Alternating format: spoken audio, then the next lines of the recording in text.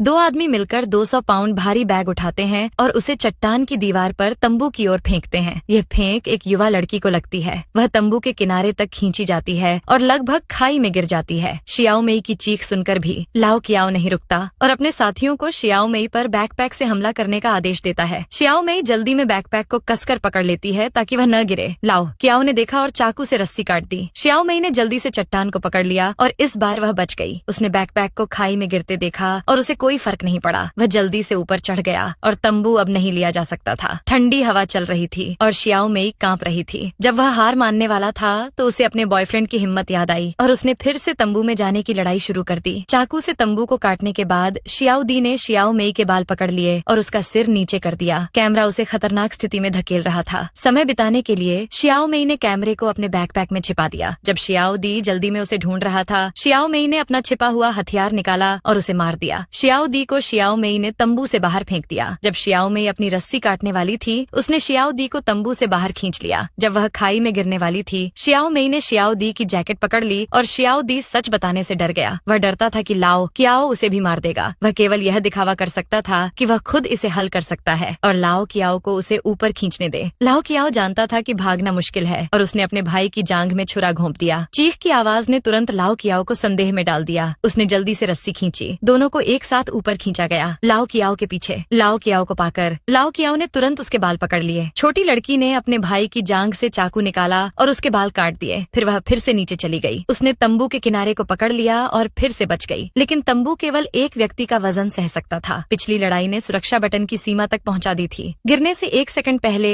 छोटी लड़की ने सफलतापूर्वक मंच पर चढ़ाई की। बदकिस्मती से बचने के लिए वह पूरी तरह से गतिरोध में फंस गया और केवल सूरज के निकलने का इंतजार कर सकता था। इस समय तीनों ऊपर विभाजित थे। छोटे भाई ने छोड़ने और छोटी सुंदरता को यहाँ मरने देने का सोचा, लेकिन वे जानते थे कि लाओ कियाओ सहमत नहीं होगा। इसलिए जब दूसरा व्यक्ति सो रहा था, उसने उसे चुपके से मार डाला और यहाँ से भाग गया। अनजाने में ये सब सजाए गए लाओ कियाओ ने सुना। देर रात तक छोटा भाई उठकर शौचालय गया। लाओ कियाओ धीरे धीरे उसके पीछे आया। छोटे भाई को हल करने के बाद लाओ कियाओ ने धीरे से भेड़िए के सिर पर खून पोंछा। सुबह छोटे भाई ने उठकर अपने साथी के बारे में पूछा। लाओ कियाओ ने दावा किया कि वह खाना खरीदने के लिए पहाड़ से नीचे गया। शियाओ दी को थोड़ा संदेह हुआ, इसलिए उसने अपना फोन निकाला और अपने दोस्तों को कॉल किया। उसे उम्मीद नहीं थी कि लाओ कियाओ का शरीर बचने लगेगा। जब चीजें हाथ से निकल गईं, तो लाओ कियाओ ने शियाओ दी पर हमला किया। शियाओ दी उसका मुकाबला नहीं कर सका और जल्दी से उसकी बांह पर मार पड़ी। फिर लाओ कियाओ ने उसे रस्सी से बांध दिया। गैस डालने के बाद उसने छोटे भाई पर जलती हुई माचिस फेंक दी। रात अंधेरी थी और तुरंत एक जलती हुई लौ जल उठी। फिर लाओ कियाओ ने छोटे भाई को नीचे गिरा दिया। उसे शियाओ मेई के सामने जलने के लिए छोड़ दिया। छोटे भाई को खाई में गिरते देख शियाओ मेई का सिर सुन्न हो गया।